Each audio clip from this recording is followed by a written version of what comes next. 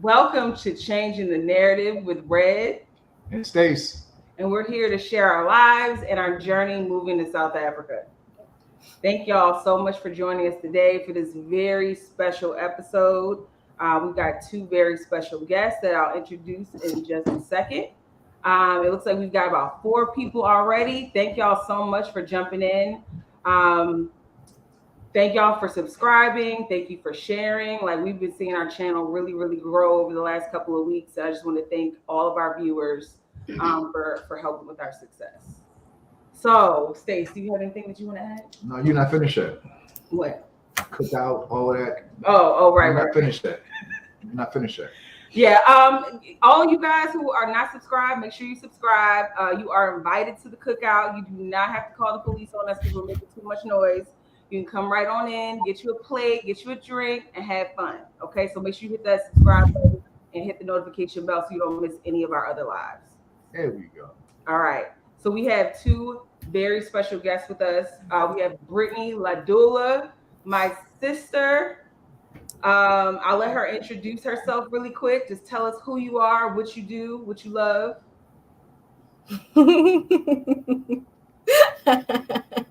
Hi, I'm Brittany. I'm Ariel's favorite sister.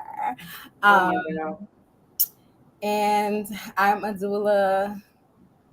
I guess you could say full spectrum doula, lactation counselor, placenta encapsulation specialist. What else did you want me to say? I think that's good for right now. Okay. All right, and we've got Amanda. Tell us what you do, what you love. Hi, thank you for having me. It's really great to be here. So I am a sex, love, and relationship coach. So what I do is I partner with couples and individuals, help them to experience deeper love, self-acceptance, to sexually thrive, and as well as to develop, create these nurturing, healthy relationships.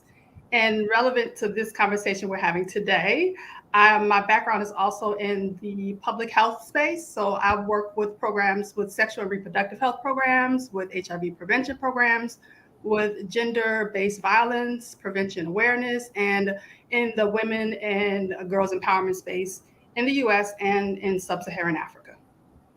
Awesome. I feel like this is going to be a really good matchup between you and Brittany. I think y'all should definitely like have a chat afterwards because I think a lot of the work that you do kind of overlaps, and that's also why I wanted to have you guys on for this topic. So the topic today is Black Superwoman Syndrome in the Black community, and how it impacts us, our health, our mental health, how it impacts our families.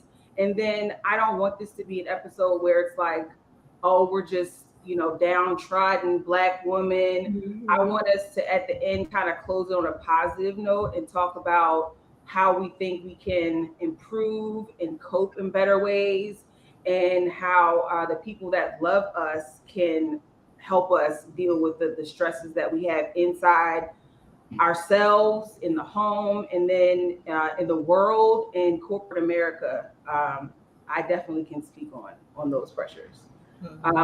Is there anything that you guys want to add before we get into questions? Nothing to add right now. Okay. I have a question. Amanda. Yes. You said you specialize in helping people get their sexual relationships together. So if you had a conversation with a male and a female, what would be the very first thing you ask? So if I'm in a coaching session with a couple, one of the first questions, so it depends because I would have a pre-call first, but one of the first questions I normally ask is, what is your vision for your relationship? What do you want? What is your desire for the relationship? Those are the first kinds of questions that I tend to ask, because I need to know, what do they want? And a lot of people don't know what they want, and a lot of people don't have a vision for their relationship, but asking those questions is really key. So that's it. Damn, I get the answers that I want. I'll figure out another question later to get the answers that I want to make it juicy. Y'all continue on. All right, but this is serious. Wait till the end. Wait till the end. I'll wait till the end. All right. So what does the term Superwoman Syndrome mean to each one of you? Like, what does that term mean as far as what you experience in your life? Brittany, you can go ahead and go first.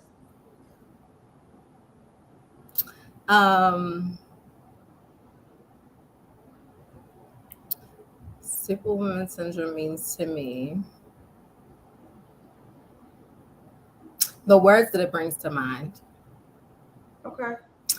I would say burdened.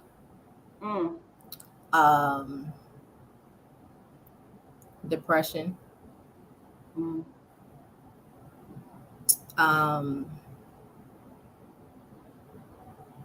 Isolation in a sense. Are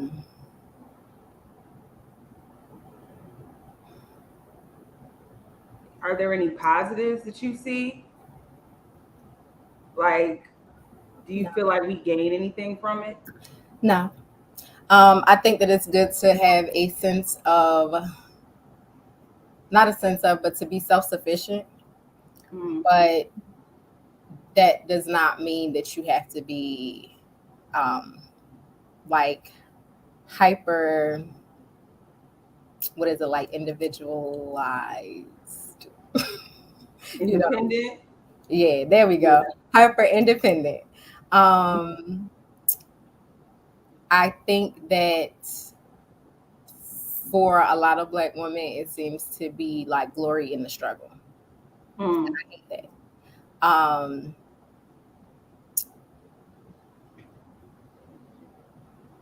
It is almost like I don't need anybody because I can just do it myself. And we know that that's not rooted in like, it's not rooted in a positive thing. It's not like, oh, I am confident and I believe in myself and I can do anything. It is the side effect of constantly being let down and left to do everything. Yeah. Amanda, what do you have to add to that? I mean, I feel the same way as Brittany does. When I think of the strong Black woman identity, the Superwoman Syndrome, I think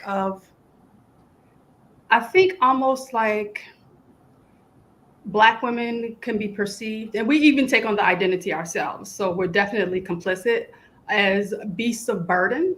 So when you look at like Superwoman, you think, oh, superhero, that's great. But really it's not, because it's to be all these things to all people. And then there's an expectation involved. There's this idea we're so strong, we can handle anything emotionally, physically, psychologically. We're so strong, we can handle, we're self-sacrificing, we're doing all this stuff in the world. And it's overbearing, but a lot of us, we just feel like this is how we need to be. If we're not actively being the strong Black woman, the Superwoman, then we believe that everything's going to crumble. Yeah, everything's going to crumble because we don't get a lot of support in our lives. Yeah, I think that comes into play a lot, especially in corporate America. That there's this expectation that Black women are going to work harder than everybody else. And then there's also a pay gap there. So you're getting a lot more work for less money. And then just being able, like being in corporate America, being in a very white space, it's very difficult to like bring your full self to work. And just be, you know what I mean? So, yeah, I think those are all like very valid. And then to like piggyback on that, when I think about that job that I quit a few years ago, the other part of that is being seen as difficult. When we express any other emotion than like joy, right? Like the minute that we voice a concern or pleasure, or just Yeah, or just don't want to talk to nobody because we don't have to. Oh, We're seen as angry and difficult, and Mm-hmm. true. Yep. yeah, we're Definitely. not allowed to have a day, a moment. But Yeah. I also want to say the Superwoman Syndrome is not all bad. I think it's dangerous in a lot of ways, but it's not all bad because it's also sort of this, because it started as this way to combat all these negative stereotypes about Black women. And I mean, it started quite some time ago in our history in the US anyway. So it's not all bad. And there's been some evidence that it's like a coping strategy, because if you tell yourself, I'm strong, I'm resilient, I'm powerful, I can do anything, the mind is a very powerful thing. You will take that in, you will be that, you will live that. But the downside, and this is a big, big but, is that it does not allow Black women to effectively have coping strategies, mechanisms to deal with stress. Because if you're supposed to just take it in and deal with it, where's your outlet? That's really, that's an impossible way to live long term.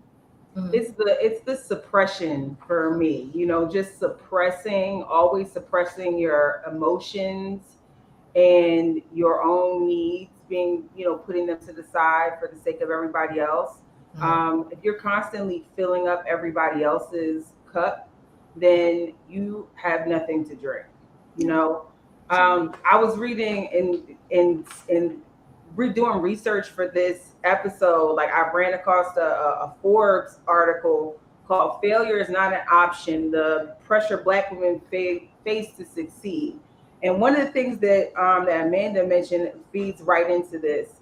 Ty Buchamp, founder of Ty Life, she said, in short, it's not just singularly our success as an individual, it's the success of our community, the success of our mothers, our grandmothers, our ancestors, our aunties, our children, and the future of our legacy. So the reality is that it's one thing to strive for success for yourself, but when we strive and when we work hard and the pressure that we feel, it's about the larger community.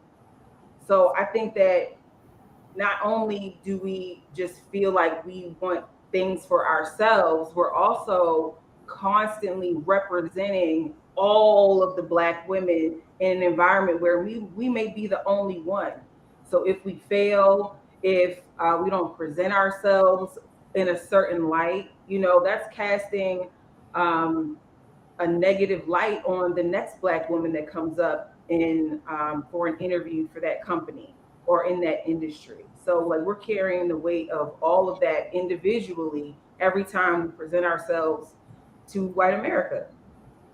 Yeah, you're so right, Red, because I'm thinking about, like, because oftentimes we're not seen in an individual way.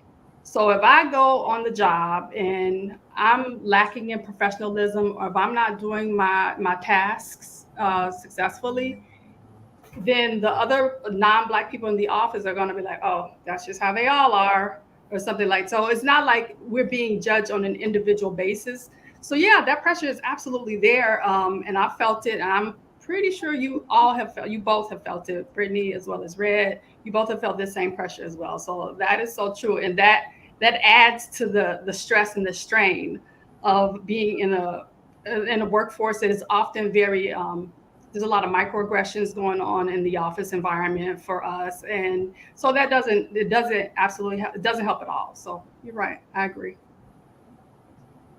So why do you think that the pressures that we face are so unique to Black women versus our white counterparts? There are some things that are similar. There's the pay gap. There's a lack of opportunity in comparison to men. But why do you think that the struggle that we face is so unique to us? Yeah, go ahead, Brittany. Because racism, and don't nobody give a fuck about us. All right, dropping the F-bombs. Sorry. Sprinkle. Sorry. All right, I won't do it again. Right. But yeah, like, cause we're like bottom of the barrel. Nobody cares about us, so everything is going to be far worse um, than our white counterparts in every aspect. Um, if we're seen as like, and I say like racism because if we go back to like slavery and stuff, like the whole thing with like black people, black women don't feel pain, or we're not, like we're some like supernatural like force, right? That things don't affect us in the same way. So if we're looked at that way, it's like, oh, that doesn't bother them. They're just faking. They're pretending. Like there's no compassion for us. Compassion, yeah. Yeah. Yeah. And I will also, just to add to that just a little bit, since enslaved Africans have been on the shores of the U.S. for women, for Black women, African American women, our value has been in our production and what we produce, our work. It's not been in anything other than our work. Okay, so we had to produce other human beings to be enslaved. We had to work the fields. We had to, after we were done working the fields from sun up to sundown, doing backbreaking work, we had our own households we had to take care of and try as much in those horrible circumstances to maintain some semblance of a family. So it's just, we've always been valued throughout history, even now, for our production, our work, what we can do for others, not what we can do for ourselves. And once again, going back into this idea that we're not quite, we're human, but we're not quite. There's something a little bit off about the humanity for Black people, and it's particularly Black women. And we can take it all. We can absorb it. We can deal with it. We can continue to come out on the other side like fresh and clean. And can I add to when I think about the roles in the household, I think because a lot of Black men specifically, and I guess even Black women, like we see that all the time, the Black woman being the caretaker, it has become the norm in our own community that like this is what's expected, this is what a woman's supposed to do, a mother, a wife, like this is what they're supposed to do. And nobody stopped to think about how all of that weight affects us. Yeah. And I think that when we go into talk about solutions and coping, I think we can touch on that a little bit at the end. So yeah, definitely sometimes those family roles. I think, and sometimes, and I can speak for myself that I wanted to control everything, so I set up things in a way that everything had to funnel through me so I could keep control of it. And and then when I got frustrated with having to have everything go through me and I was upset, everybody was like, but this is what you wanted, right? This is what you wanted. And so it was a whole, like me and Stacey had to have, a conversation about like, I thought I wanted it, but now that I have it, and this is like the system I set up in place, I'm like, I don't like this. And we had to redistribute, duties and, jump in and just help where things need to be done. And try and kind of do away with those, like, you're the mom, you have to do this, you're the dad, you only have to do this. So yeah, I mean, it's definitely a struggle, and I think sometimes we contribute ourselves to, putting us in that situation. Wait, don't ask the next question yet, because I also wanted to say that the other part of it is because I guess others base our worth on our productivity, we have also internalized that. And I think a lot of us don't have or don't see value or worth in ourselves outside of what we can do for others. Yeah. Thank you for that, Brittany. That's something I love that you brought that up, because I think if we think about it at the root of Black women taking on this identity of the strong Black woman, the Superwoman, I think at the root, we can take that on and we'll live that because we are looking for like validation, acceptance. We're looking to know that we have value in this world. I mean, that's a human need in general. It's not specific to anybody, but I think we take that identity on because we're looking for that acceptance, that validation, instead of just, and we haven't, like most of us haven't been taught like our value is not in that per se, and just the value of, okay, I'm a human being alive. I have value just based upon that and nothing else. And that is, it's hard to make that switch because we're so used to doing and being everything, to so many or even all people. And to step back, it feels uncomfortable for us to step back, because I definitely have a struggle with stepping back. And like you said, Red, you talked about how you, everything that funneled through you, and then at some point you're like, this is not working. Yeah.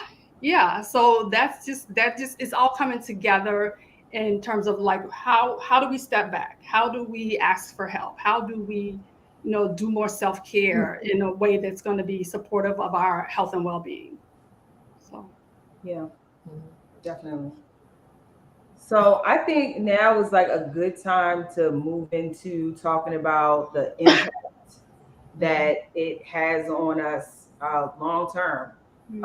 So in my research, I found there's quite a few studies on this topic by the National Center for Biotechnology. It's a branch of the National Institute of Health, and one of the studies that they did was looking at the longevity, genetically speaking, of Black women versus white women. And what they found, even when they controlled for socioeconomic variables like income, whether the person smoked or drank or used drugs, taking those things into account, they still saw Black women aging faster at a faster rate than white women, which made them more prone to diseases that usually present themselves later on in life, like type 2 diabetes, obesity, heart disease. And this particular study didn't really go into the mental health parts of that. But there are a ton of articles out there talking about anxiety and depression being undiagnosed and prevalent in the Black community, especially among Black women. So all that being considered, like, do you guys have anything to add, like, as far as, things people can refer to, or any studies or anything like that might help? There's nowadays there are plenty of studies about this. What is called the Superwoman schema, strong Black woman identity archetype. There's a lot of studies, and even beyond those studies, we know from so much research that stress it is very much linked to disease, including depression. For example, you may have seen in that study, I think it was in that study that you referred to now, that 56% of Black women are clinically obese. And obesity, one of the things about obesity is that it's linked to this hormone that you all have heard about called cortisol. So extended exposure to cortisol causes obesity. So there's lots of studies out there.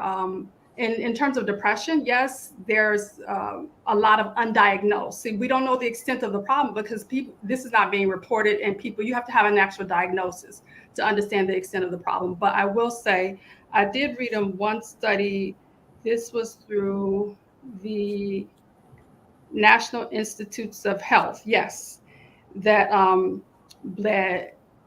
Black women experience more depression-related syndrome, effects of depression, or symptoms of depression, like feelings of hopelessness, feelings of sadness. They experience that more at a higher rate than white women. So I think there's a lot more research that needs to be done because we don't know the extent of the problem, but it is all true. Their stress is related to hypertension. Half of Black women have hypertension. That's 50%. That is astonishing and very disturbing. one in every 2 Black women has some kind of heart disease. And so there's a lot of statistics out there that tells you, okay, we have a serious problem here. And this is of course related to the stress and also being under a constant racist system. So being under this constant racist system has an effect on your whole life, the way that you show up, your health, your well-being, all of it. It's all relevant. So just there's so much we could talk about. We would need a seminar on this one, to be honest with you. Yeah. We need a seminar. Yeah, and I think another piece of, when we're talking about how the U.S. government, the U.S. medical system, how all of those pressures translate into the medical space. And I think Brittany would definitely have a lot to add to this topic, because she's in the hospital with birthing Black women all the time. But another study through the National Institute of Health, health equity among Black women in the United States. And in this research, they found that because Black women are characterized by incredible resilience in the face of adversity and continued experience improvements in health, even again with the socioeconomic context that allow disparities to persist. They still find that women are underrepresented in medical research. So that means the drugs that are coming out that they're prescribing to us, there's not enough Black people included in those research studies. So they don't really know the effects that it's going to have on Black women. And then also that they are, their outcomes in hospitals for birth, surgeries, emergencies are much worse than their white counterparts. So just imagine that you in the situation when you're finally coming to terms, like, hey, I need some help, or I'm having a medical emergency and I need to go to the hospital, and still having to go into that situation on guard, because you always have that question in the back of your mind: is this person going to take care of me? Are they going to take care of me to their best ability because I'm Black? Am I going to get that sonogram that I should get? Am I going to get the MRI that I really need? Are they really going to listen to me when I tell them that I'm in pain? So, I mean, I've spent some time in emergency rooms, and I've seen it go both ways, where, you have a doctor that is really in tune and paying attention and listening to what you're saying, and those times where you have to make demands because they're not listening. So Brittany, can you tell us about, some of the situations that you've had dealing with the hospital system with Black women?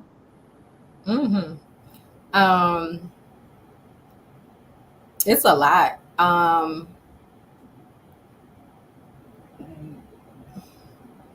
trying to say this without. I've definitely seen what has been, I guess, coined as obstetric violence, where, as you referenced, Black women, Black birthing people are not taken seriously, where it can be the baby is literally coming out and they can say, I feel this baby coming out of me, because how can you not? And it's happened to me. Medical providers like, oh no, can't be because you were just, or no, it's just pressure from the baby. There's no just the fact that nobody believes Black women, we can go there too, but the fact that something's literally happening within your own body and somebody is telling you that it's not. I've seen a doctor ask one of their patients in an open room if they had been a victim of sexual abuse, which everybody knows you're not supposed to do. in that field anyway. Like you're not supposed to do that.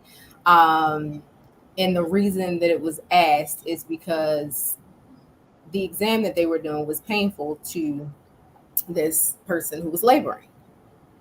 And in order for it to make sense in this doctor's head, why this was so uncomfortable or painful for this person, this Black woman, was because it had to have been like, oh, you must have been sexually abused because this shouldn't hurt this bad.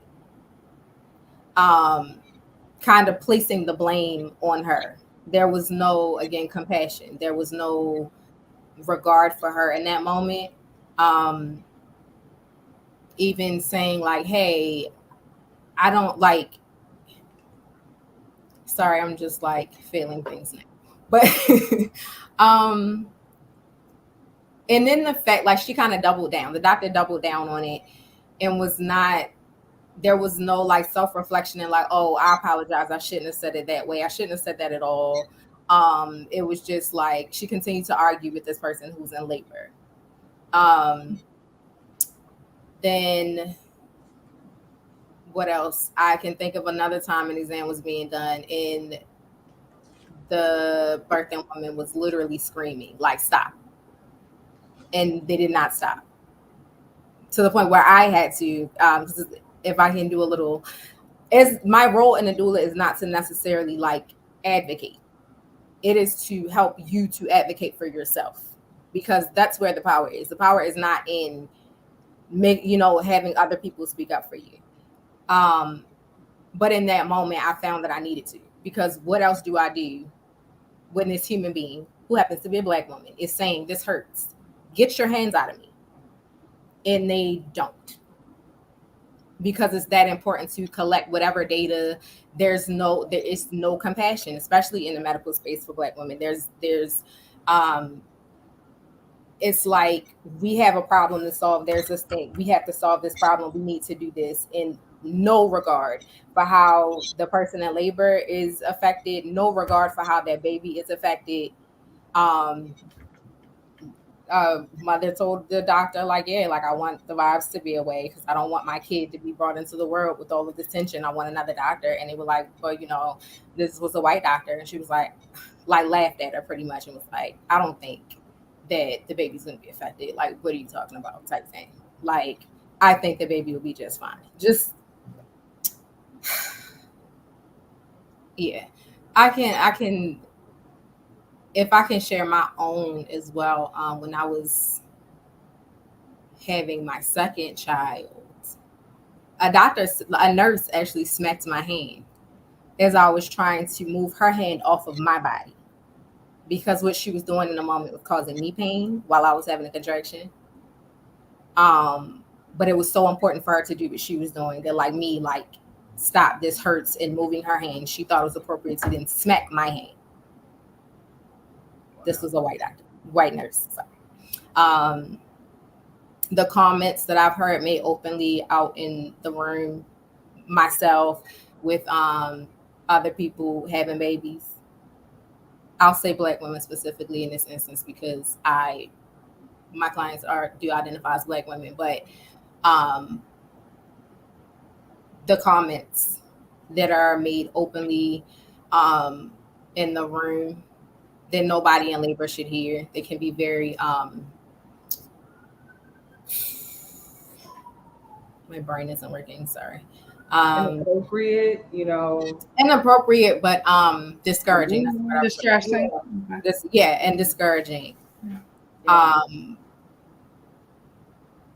The fact too that I'll say too that it breaks my heart that a lot of Black women feel they need to ask permission when it comes to someone providing them care. Like, I have to tell Black women all the time, like, you are employing these people. Like, you don't have to ask them for permission to do shit. Sorry for that, but I have to say it that way. Like, this is your body, this is your baby, and ultimately you are the one that is going to be impacted by whatever is done. You don't have to ask permission to push in a position that you want to push in. You don't have to ask permission to get up and go to the bathroom. Like, even to get up and go to the bathroom. Like, can I get up and do this? Like, people, it's crazy. Lisa, I see you're super passionate about this topic. Like, I think it's a lot of women that are out there that have experienced those same things, and I bet they think that they're the only one, or they just bury it in that hole that we bury things. Because my birth experience wasn't great either. It was a lot about it that was traumatizing. But I think that the biggest point that you made that I loved is that we go into those types of situations and kind of let our power go, and because we don't necessarily know a lot. I think that what Brittany does is so important, so that women go into that situation and they understand what their rights are. They understand what their body should and shouldn't be doing, um, and just have a better frame of mind around what that experience can be like. Um, but I would like to move on, um, and talk a little bit about, have you had any experiences in life that have sat you down when you were running on 10 cylinders? You were putting yourself into your family, into your career, and then all of a sudden you were like, you had to sit down. Like, what was did have you guys had an experience like that? And what kind of led up to it, and what things did you change afterwards? Hmm. I've been sat down several times in life, so let me think about which one I want to relate. Um, yeah, I think I'll discuss a little bit. As I've said, I've worked in different countries in Africa. I was working in South Sudan, and this was some years back, and it was a post-conflict environment. They had been more at war in the last 50 years than having peace, and it was very difficult as a woman in that environment, for any woman of any race, actually. But it was very difficult as a woman in the environment. A lot of sexism. I mean, there was physical harassment, people touching your body parts, and there's nothing you can do about it. Yeah, it was rough. It was rough. And I was working a lot. I was going out to these really remote areas. We were doing outreach, HIV testing for syphilis treatment, things like that.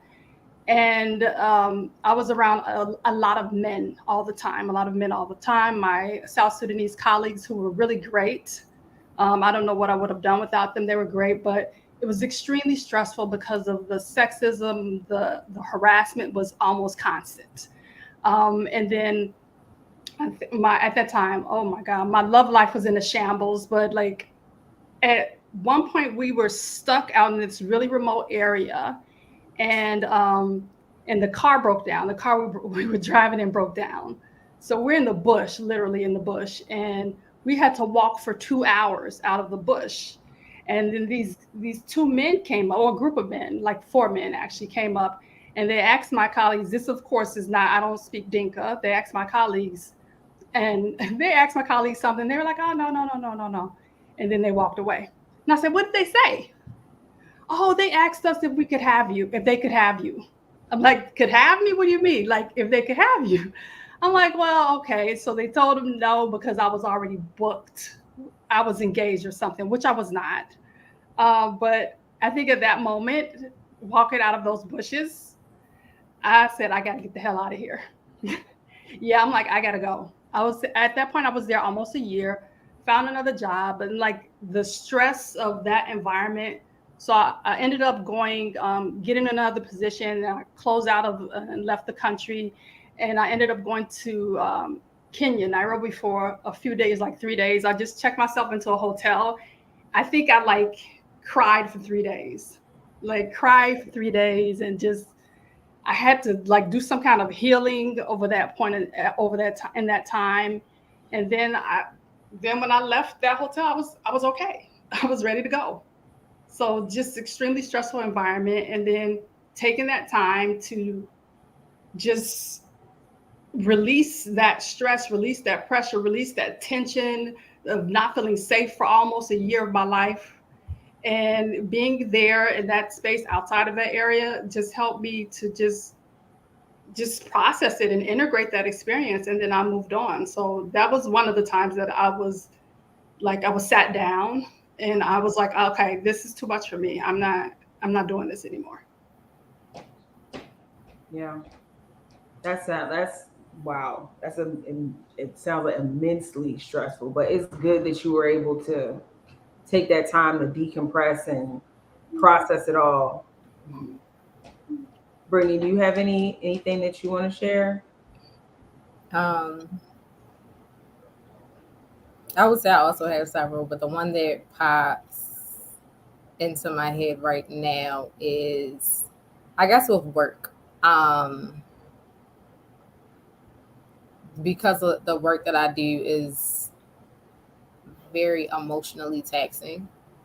Um, and then if we go back to what we said earlier about self-worth, um, I recently acknowledged that within myself, where I was basing my value off of what I could do for others, how much I could do for others.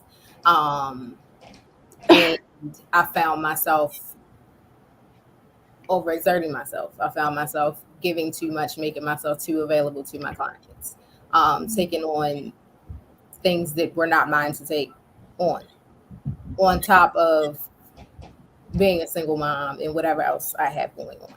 Um,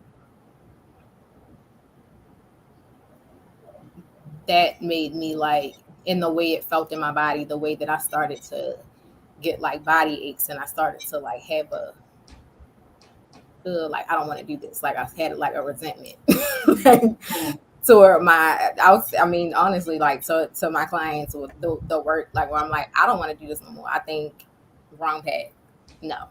Um, but I think that is one of the biggest and most recent things for me that kind of sat me down and like, wait, we got to reevaluate, because this isn't going to be sustainable if I am constantly like burning myself out, setting myself on fire to keep others warm, essentially. So Yeah, I think my aha moment was probably like a couple of years ago. I was working at a big company here in Houston, and I was so grateful for the job because I was making so much more money than what I was making at my this is it was when we first moved to Houston, and I was making so much more money than I was making before. I was so excited, and the workload was just way more than what I had anticipated. And at the time, it was my first time having that type of professional job where I was really um, independent and managing my own workload and my own projects. Before I was kind of like doing more queued work where, I had plans and I had things assigned to me based on my plans. It was very regimented. Um, and so it was just a huge amount of work. And, now looking back at it, I know that it was impossible for me to do it all, but I tried my best. And Stacy will tell you, I would get home maybe 9 o'clock at night, maybe later.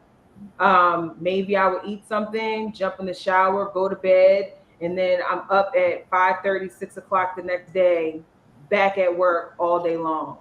And one day when I was on my way home from work after not sleeping much for weeks, I fell asleep at the wheel and crashed my car, totaled it.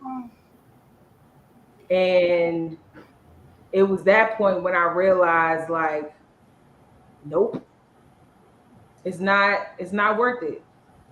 It's not worth my life. You know what I'm saying? So from that point on, Like I still work hard. There's still like periods of time where I'll work really late. I was talking to Amanda earlier this past week, and it was like Yes, you were. working. But I try to make those days very few and far between. And I think that it made a huge impact on my work now, because there's times where like, well, it'll get done next week. I guess it'll just be late. You know, because it's some things that are just not life or death. If you need to move a deadline, like, I mean, how bad is it? Like, let's talk about how bad it is. I don't need to kill myself, you know, for unrealistic expectations.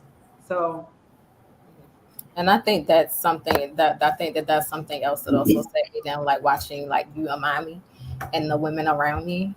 I knew like for a very long time, like I don't want to do that shit. Like, I want, you know, like, and just to see like how tired and like worn out all the time, and it was like this heaviness, like all the time. So that might have been like one of the first things for me too. so that kind of leads into my last question for this segment. Who was the superwoman or woman in your life, and what did you learn from them? Mm. Mm. Brittany, you want to tackle that one? Yeah, y'all's asses. You and mommy, and probably any other Black woman that ever lived.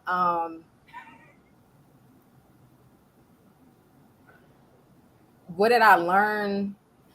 I'll say like there's an admiration of like getting things done, like back against the wall, like figuring shit out, right? So like I admire that about you both. Finding a way out of no way, not having support or feeling like you don't have support or not knowing how to ask for support.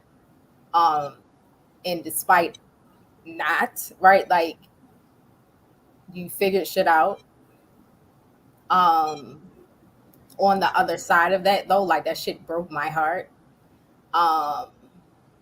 Because it's like, why do you not feel like you can, like you deserve help? Like, why do you feel like there's nobody who cares about you enough to lighten the load? Why do you feel like you don't deserve that?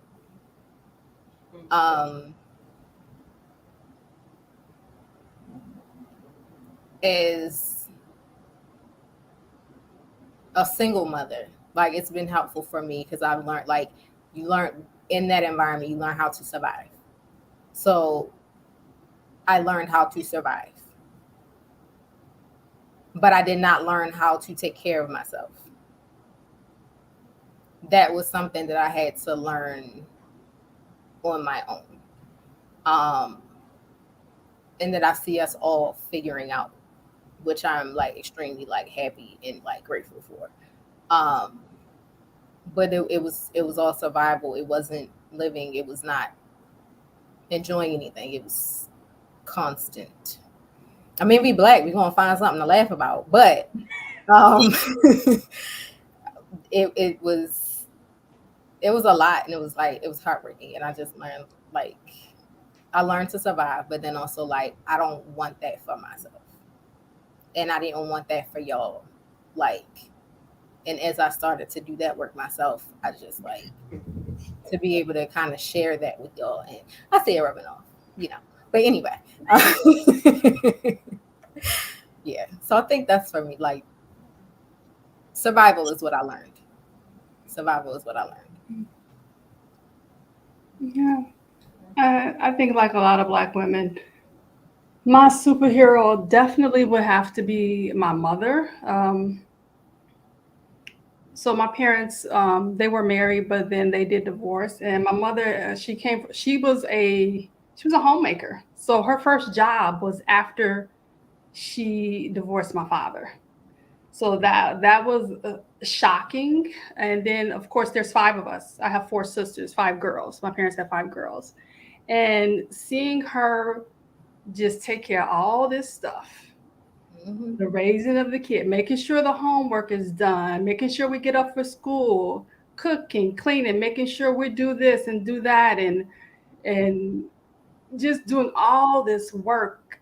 And then on top of that, my mother is that type where like any of the cousins, I have a big family, like they would be coming in, dropping in at any moment.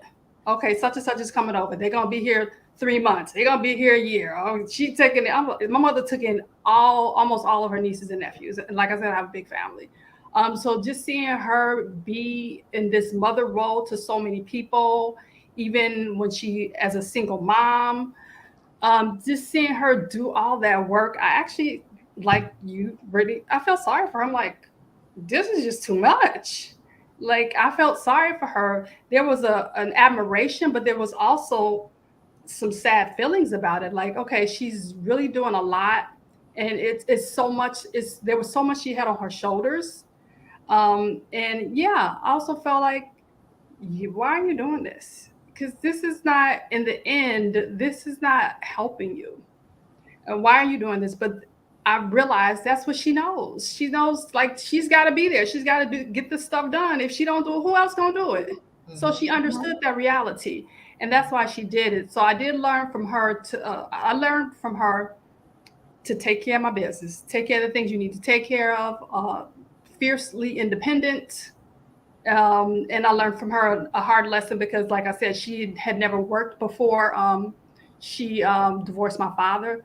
Like to have my own, like get your education, get your skills, and do these things and have your own. It's all nice and wonderful to be taken care of, but like if that doesn't work out, what you gonna do then? So I learned that lesson. That was a hard lesson that I learned from my mom. But just her ability to do so much, it was mesmerizing, but it was also very saddening at the same time. Yeah. And then the thing, I didn't want to be like her in the sense that I didn't want to do all that work. I'm like, am I lazy? I'm like, I don't want to do that. That's just too much. So I didn't want to do all that work. So from a pretty young age, like I said, fiercely independent, but I wasn't to say yes, yes, yes all the time. That's never been me. And I'm so happy that I was not like that all the time. I think I had more of that superwoman identity in the workforce. Like, but like outside of work, I'd be like, nope, can't do that. But yeah, so I had to work on that, saying that no at work a lot. I had to do that a lot. Yeah. I mean, I feel like I learned. I think my mom, our mom, is probably my superwoman. I mean, being an adult now, and having my kids all grown and moved out and stuff like that. At this point, I understand even more now how difficult it was to just function and survive and make sure that there was enough of everything, that everybody was safe and that had food, and take care of all the necessities, and then have the energy for the other things like bonding and all the other family related stuff, like having energy for all of that. And then there's always ups and downs in a family, in your immediate family and your larger family. There's always something going on. And just being on the other side of it now, like having gone through the whole process, I'm like, wow. I mean, like, I don't understand how people can come out of being a parent or a mother and not have some type of like trauma from it, because it's just like, it's a lot being a woman, a mother, a wife, a professional. Like, it takes so much out of you.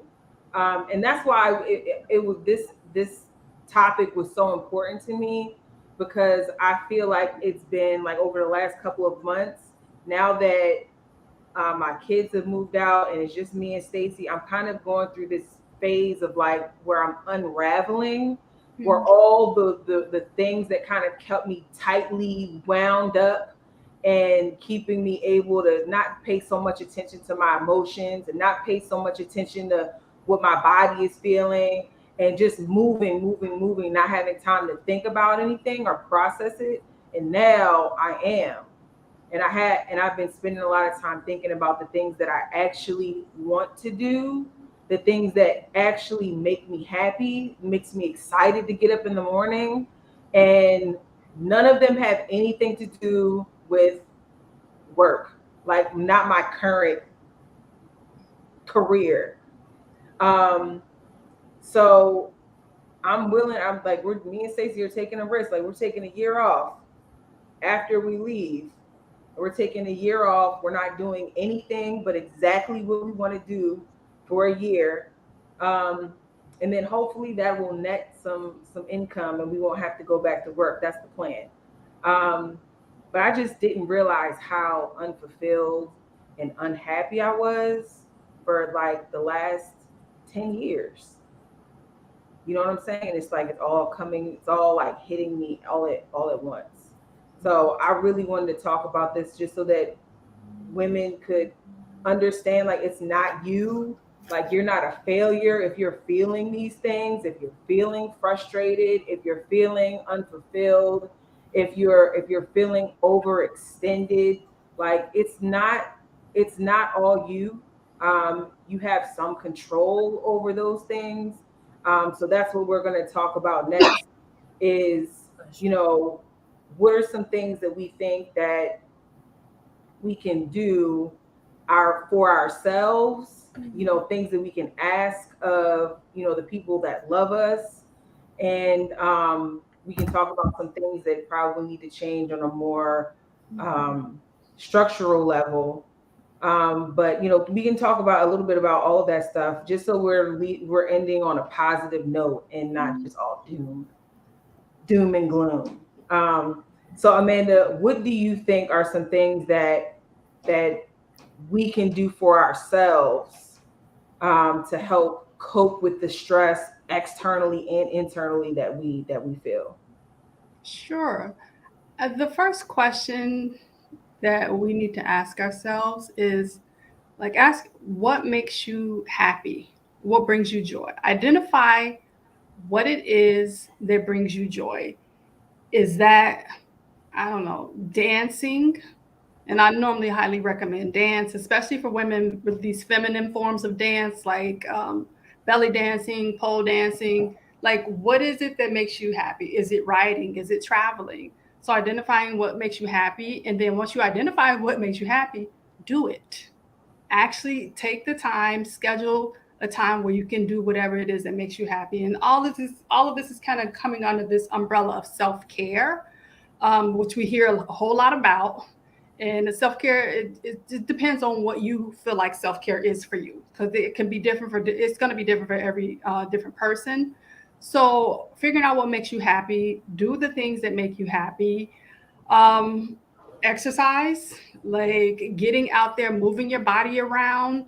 And we can go back to, but let it be something that you like to do. Like I said, dance class. I love dance class. I just started a belly dancing class, y'all. So that's like, but anyway, so doing the things that make you happy, exercising, getting out there, taking walks, going to be with nature. That's really great. It's very healing to be with nature.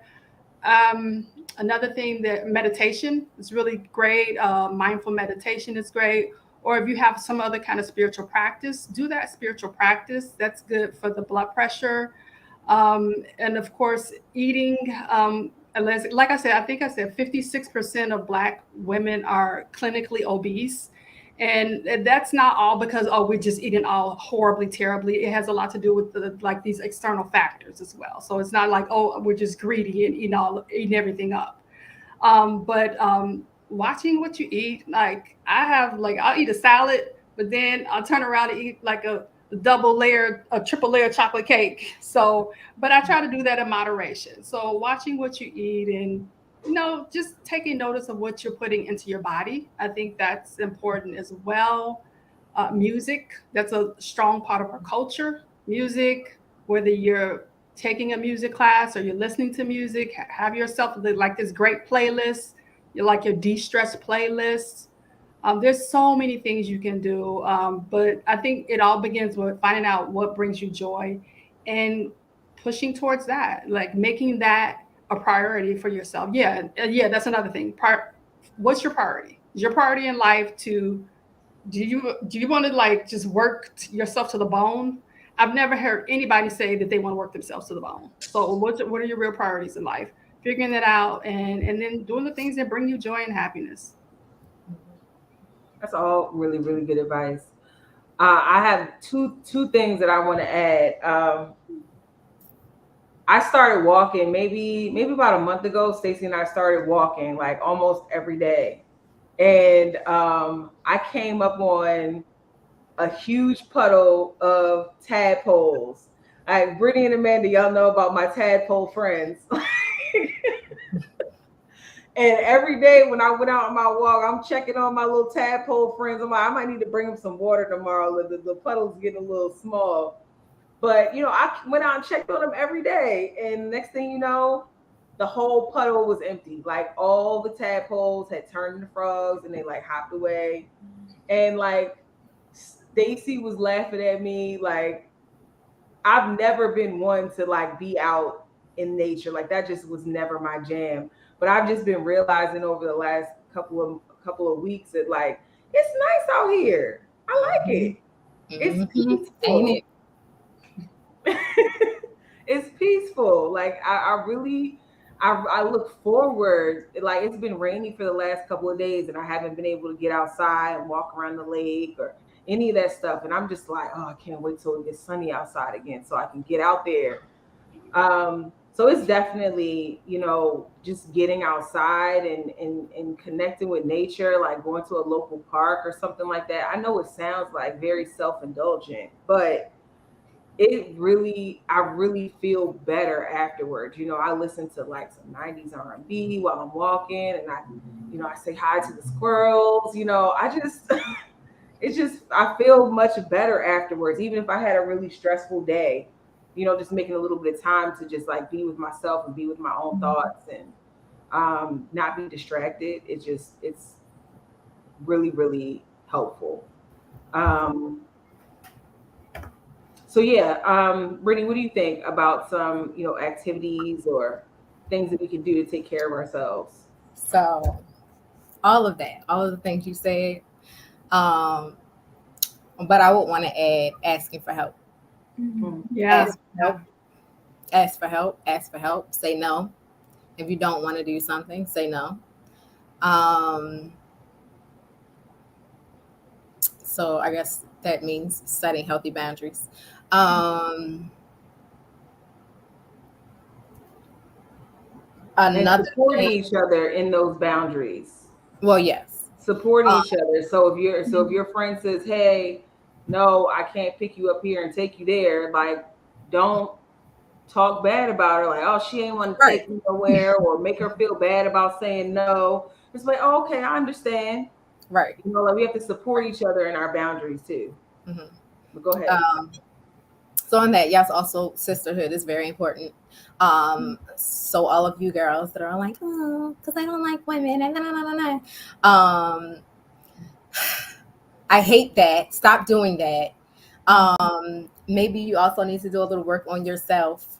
Maybe it's not everybody else. And if it is, it's just not them. Those not your people. But it's very important to have a sense of sisterhood. And it doesn't have to be like a shit ton of women, but just having healthy relationships with other women is so helpful, so healing.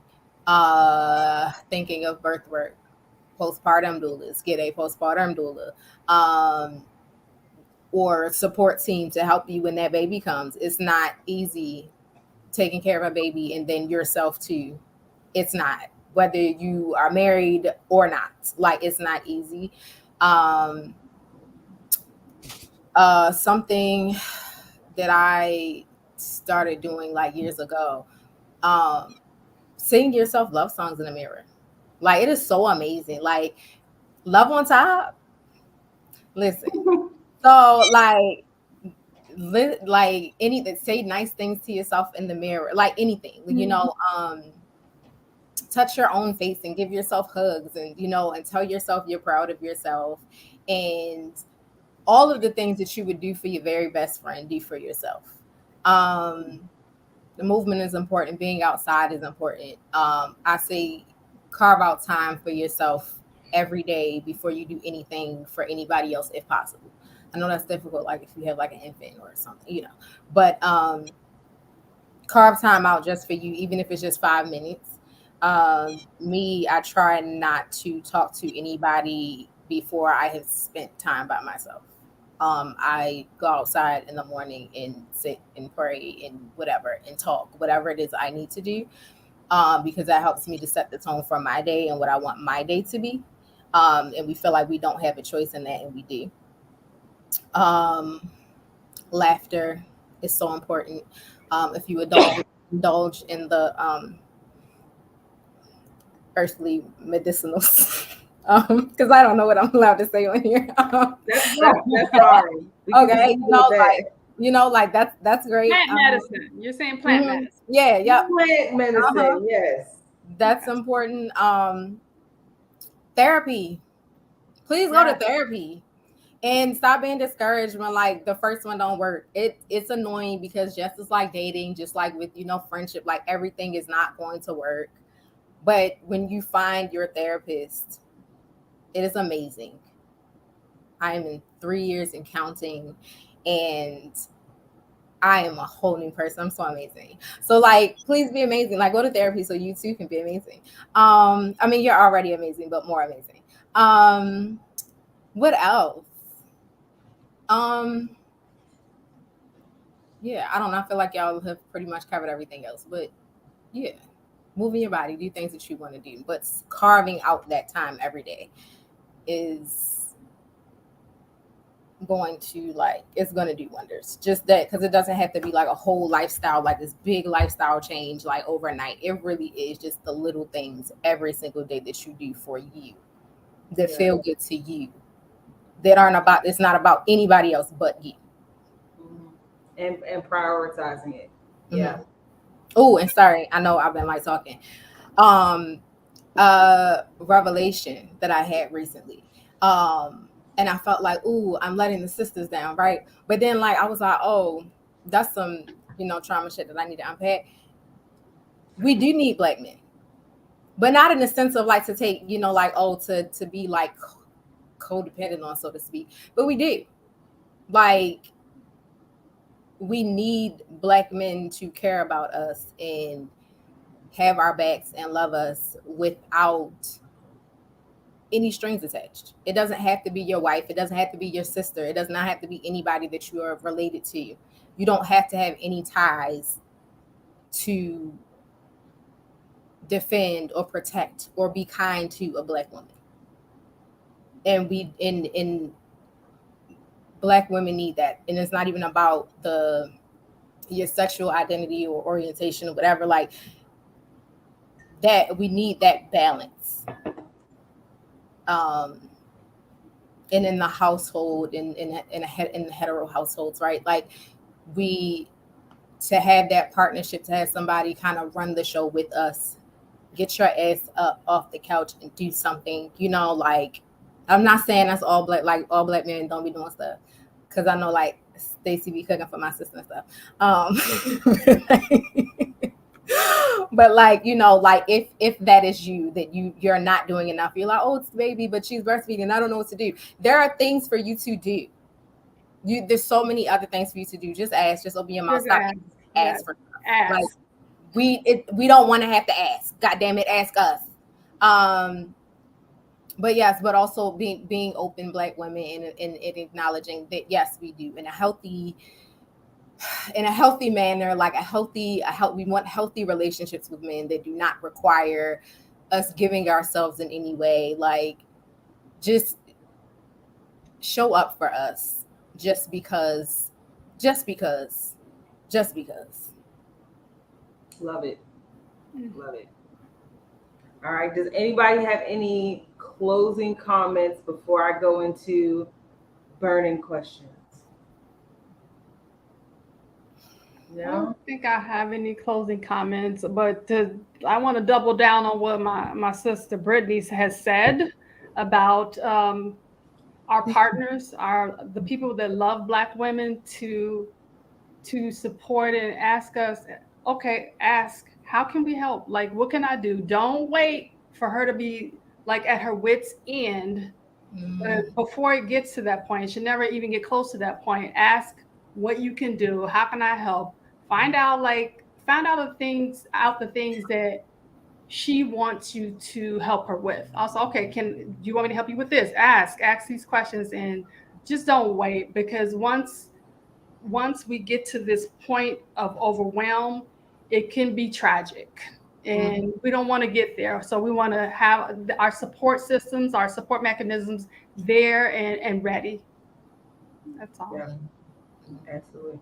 And baby daddies, sorry, real quick, baby daddies too. It don't matter. It don't matter. Listen, take care of the person you impregnated. And have children with, like, and I know all situations that, sometimes, we leave well enough alone. I'm part of that congregation, right? But it is okay to care about the mother of your child and help out and be respectful and all of those things. Just because it did not work out does not mean that you have to be an asshole.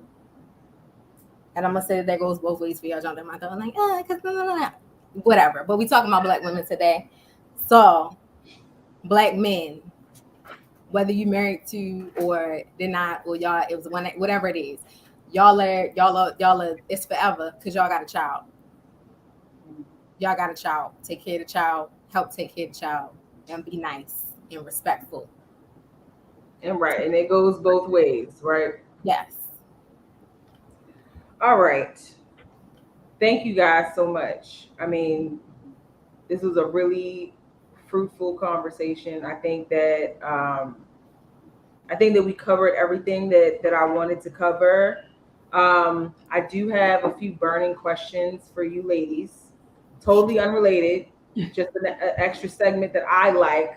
I like to make your minds just turn a little bit. So, if your life was a movie, what would the title be? Oh, That's a good one.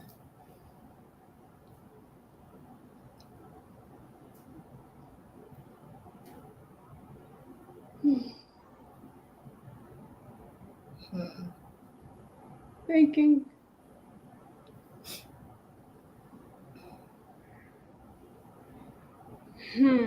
It's I don't know what it is about these questions I pick. Every time people are like, ooh. Oh gosh. See, you put you gotta sum up your whole life into like 4 words. I can't believe she did that. I can't believe she did that. Brittany, what about you?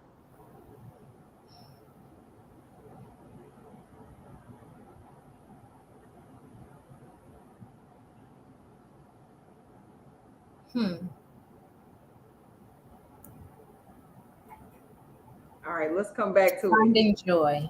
Oh, finding joy? That's good. That's good.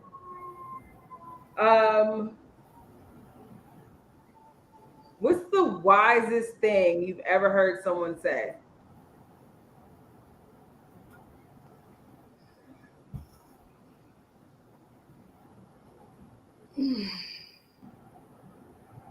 I'll go first because I heard somebody say this. I can't remember where I heard it before, but somebody said, like, make sure you charge what you charge. Make sure that even though you're doing something that you love, it's okay to get paid for it, because even preachers get paid. Mm-hmm. So like even when you're doing the Lord's work, you get a paycheck. So make sure that you don't devalue your work. You can charge for it, and you can get paid to do the stuff that you love, even if it's serving people and serving the community.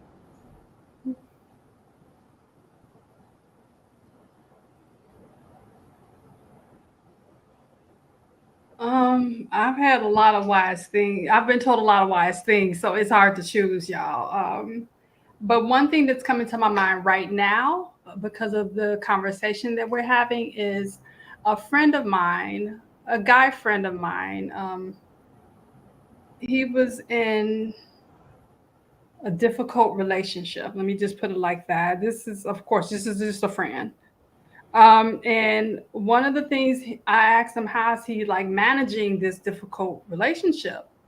He said, well, I'm responsible for my own happiness. So it's him saying that he's responsible for his own happiness. It was like, despite of whatever else is going on in his circle, in his life, he had to find things to make himself happy, despite of all the storm, the turmoil that was happening in his life.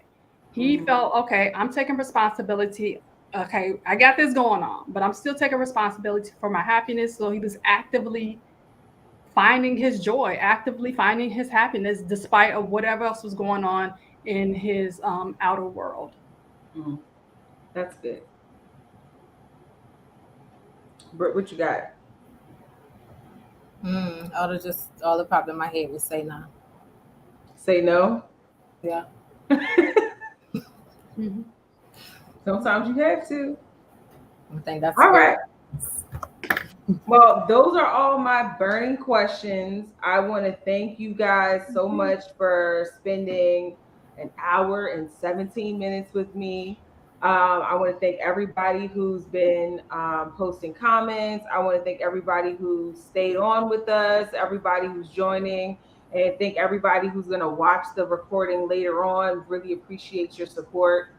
Make sure you hit the subscribe button and the notification bell so you always know when we go live, when we drop a new video. And you guys stay on. We're going to go ahead and close out the live though. All right. Thanks, guys.